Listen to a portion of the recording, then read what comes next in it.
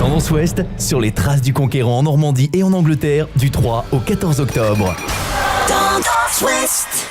Et c'est reparti pour cette dernière section de notre émission sur les traces du conquérant en direct de l'Office de tourisme d'Yves-sur-Mer en ce mardi 11 octobre. Avant d'aller, vous le savez, en fin de semaine du côté d'Hastings, vous pouvez nous suivre également sur tendanceouest.com. De nouvelles invités nous ont rejoints pour conclure cette émission avec Anne-Pamille Dupont du domaine Louis Dupont dans le Pays d'Auge. Bonjour. Bonjour. Et en face de vous, Dominique Kémoat, c'est comme ça qu'on prononce tout d'abord, fait. c'est important de de bien le dire. Gérante de la poterie du Ménil de Bavent, bonjour. On va commencer avec vous parce que on parle de transition forcément quand on parle d'histoire. Et chez vous, à la poterie, c'est important ça de transmettre les choses notamment aux jeunes. Oui.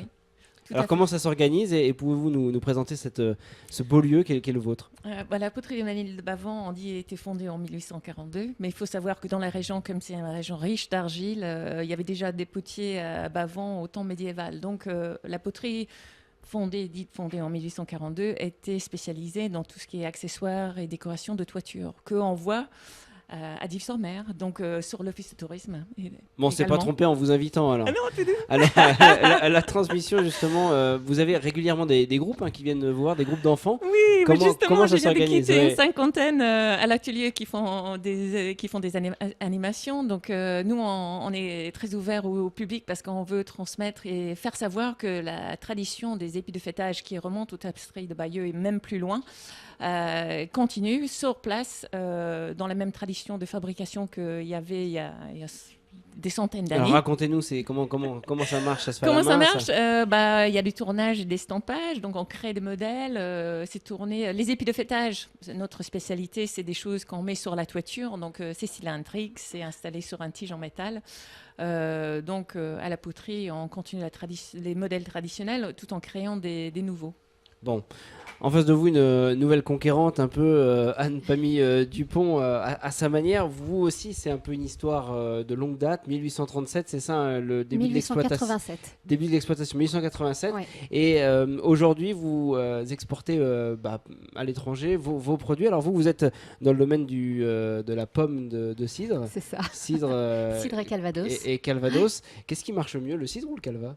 D'abord, à l'étranger. Les deux, peut-être en termes de volume, le cidre, mais on a surtout commencé dans l'exportation, on a commencé à exporter le Calvados, mais maintenant le cidre aussi a pris une grosse part du marché.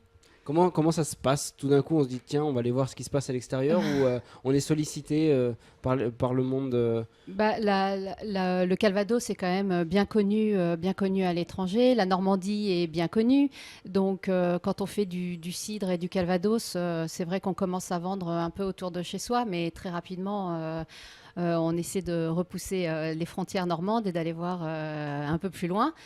Et les gens dans le monde, il y a des grands consommateurs de Calvados, donc c'est pas facile, mais tous les producteurs de Calvados exportent. Alors on le rappelle, vous représentez le domaine Louis Dupont, il y a 27 hectares d'exploitation. Est-ce qu'on peut la visiter, cette exploitation? Ah oui, bien sûr. Et comment on s'y prend? Est-ce qu'on est dans le monde de la transmission aussi? Alors, nous, on fait des visites pendant la saison estivale, donc c'est tous les jours à 15h. Les gens arrivent et on fait une visite accompagnée en français ou en anglais. On explique comment on travaille. Et puis après, dans l'année, c'est plutôt sur rendez-vous parce qu'il faut qu'on soit disponible pour bien recevoir les personnes qui veulent visiter. Puisque j'ai un plateau exclusivement féminin, Françoise Dutour, je vais en profiter pour parler un peu de Mathilde. Est-ce que Mathilde est dans ces affaires-là pendant que Guillaume se prépare à aller en Angleterre?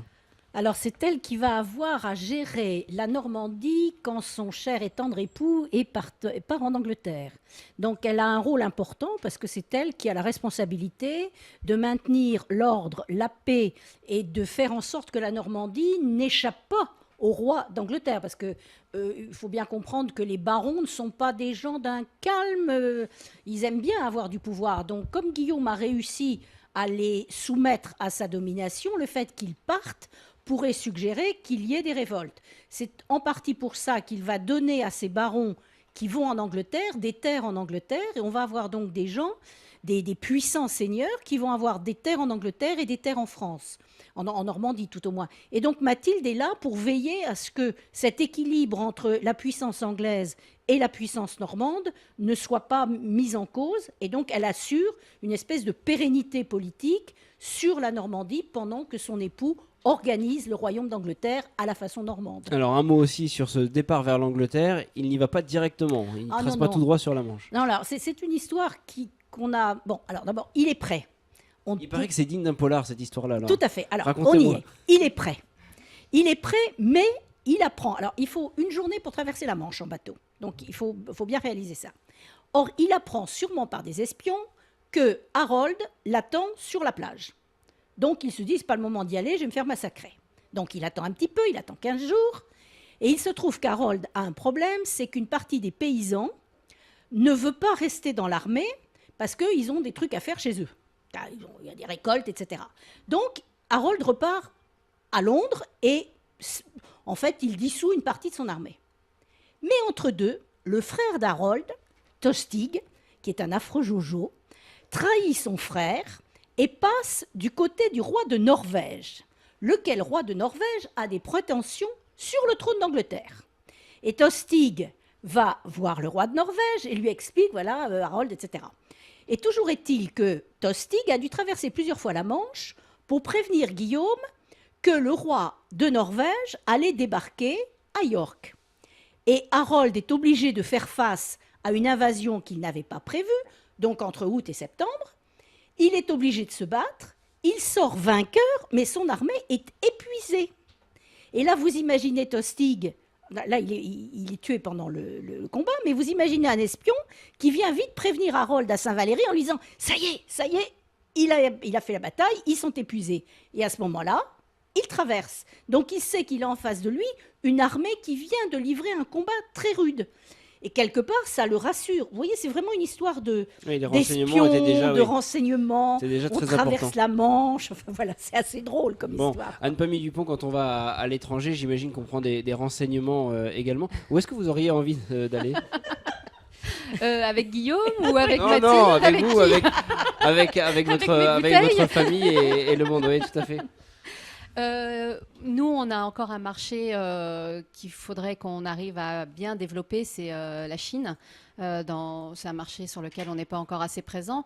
Mais bon, voilà, on exporte déjà dans 40 pays. Donc voilà, c'est la Chine, oui. Et de votre côté, en ce qui concerne donc la poterie du Ménil de Bavent, il y a des liens avec l'Angleterre forcément ou pas vraiment? Il y a des liens parce que je suis anglo-normande, mais à part ça, non.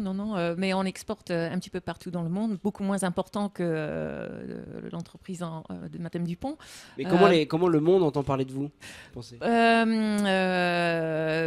Parce qu'on exporte depuis le début de notre existence et qu'apparemment, fil à aiguille, on est reconnu partout pour notre spécialité. Bon, eh bien, Dominique Quémoite, merci beaucoup à voir donc du côté de la poterie du Ménil de Bavent. Merci également à vous, Anne-Pamille Dupont du domaine Louis Dupont, d'être venue nous parler donc des bouteilles et de l'export, pourquoi pas en Chine bientôt. Et puis Christine Le Calonnec, merci de nous avoir accueillis ici à l'Office du tourisme en direct de Dives-sur-Mer. Fin de cette troisième partie. Et puis vous restez avec moi pour une dernière question, Françoise Dutour. Vous allez voir, ça ira très vite juste après cette dernière pause. Tendance Ouest sur les traces du conquérant en Normandie et en Angleterre du 3 au 14 octobre. Tendance Ouest.